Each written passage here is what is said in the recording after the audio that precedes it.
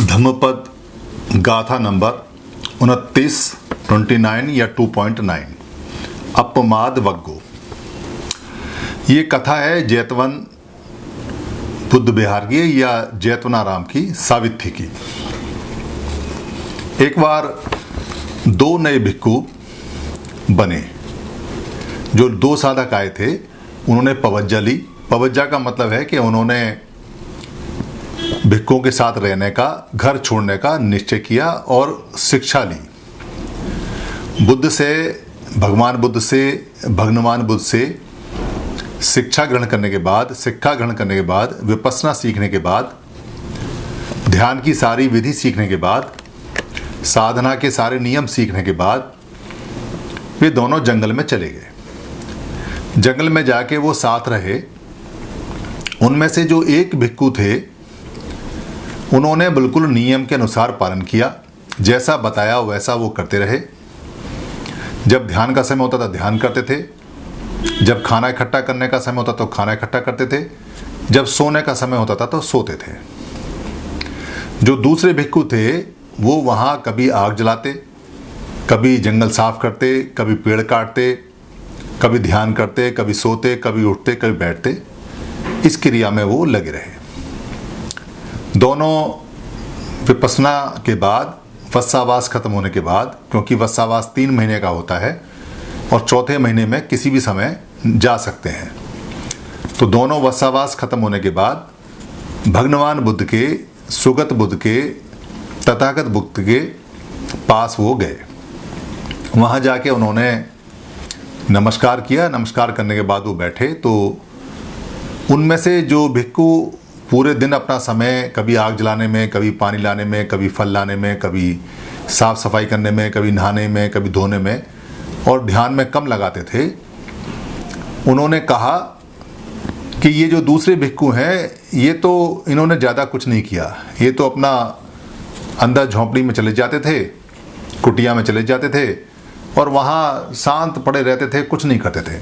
जबकि मैंने यहाँ ये काम किया, ये काम किया, ये काम किया, ये काम किया। जो भगवान बुद्ध हैं, सुखतो हैं, उनको तो बॉडी लैंग्वेज से और आवाज़ की वाइब्रेशन से और शरीर से ये पता चल जाता है कि कौन किस अवस्था में पहुंचा। उन्होंने कहा कि अरे भिक्खु, आप ऐसी बात कर रहे हैं, ये तो अरहत हो गए। जो भिक्खु हैं ये तो अरहत हो गए और ये तो अब आपसे बहुत मीलों आगे चले गए। तब उन्होंने ये गाथा जैतवनाराम बुद्ध विहार में, जैतवन में सावित्री में कही। ए पमत्तो पमत्तेसु सुत्तेसु बहु जागरो ए बलसंग वे सिग अस्सो हित्वा याति सुमेधस्सो। अपमत्तो पमत्तेसु का मतलब है ए प्रमाद वाला प्रमादी लोगों में। पमत्तो का मतलब है ए प्रमाद वाला और पमत्तेसु का मतलब है प्रमादी लोगों में। सुत्तेसु बहु जागरो, सुत्तेसु बहु जागरो। सुत्तेसु का मतलब है जो सोने वालों में, जो बहुत सारे लोग हैं सोने वाले में, और बहु जागरो का मतलब है जो ज़्यादा जागने वाला है। ए बलसंग, ये ए बलसंग का मतलब है ए बल और अस। ए बल असंग। ए बलसंग का मतलब है जिसके, ए बल का मतलब है जिसके अंदर बल ना हो, और अस का मतलब है घोड़ा, यानी दुर्बल घोड़ा जिसके अंदर बल नहीं है। दुर्बल घोड़े को वह माने जैसा। शीघ्रसो, शीघ्रसो का मतलब है शीघ्र और अस्सो, यानी कि जो शीघ्र दौड़ने वाला घोड़ा है। दुर्बल घोड़ों के बीच में जो शीघ्र दौड़ने वाला, तेज दौड़ने वाला घोड़ा है। हित्वा याति सुमेध सो।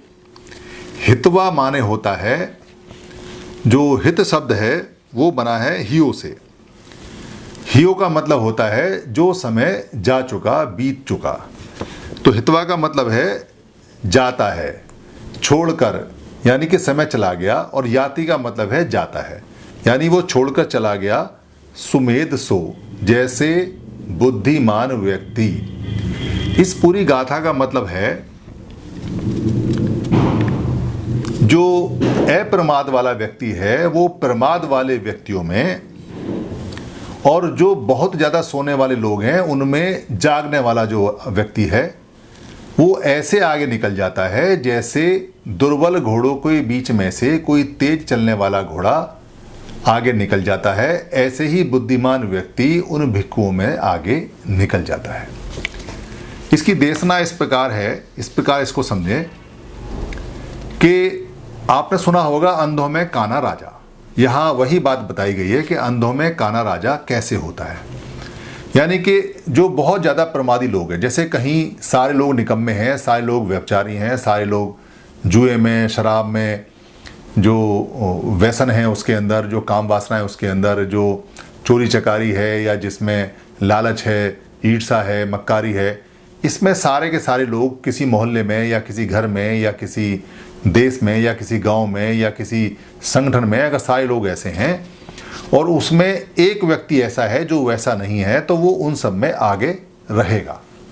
वो सब लोगों को उसकी इज्जत करनी पड़ेगी और सारे लोग उससे डरेंगे।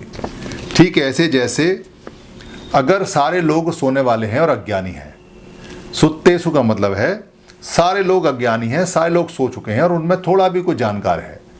बहुजागरूक का मतलब तो बहुत जानकार होता है। अगर कोई थोड़ा भी जानकार है तो वो जानकार व्यक्ति उन सारे अज्ञानियों में सबसे आगे होगा। ठीक ऐसे जैसे गांव के अंदर अगर सारा गांव अनपढ़ है, सारा गांव कुरीतियों में बसा हुआ है और उसमें कोई एक बच्चा या कोई व्यक्ति या कोई एक औरत या कोई महिला अगर थोड़ी सी भी जानकार है तो वो उसमें आगे रहेगी।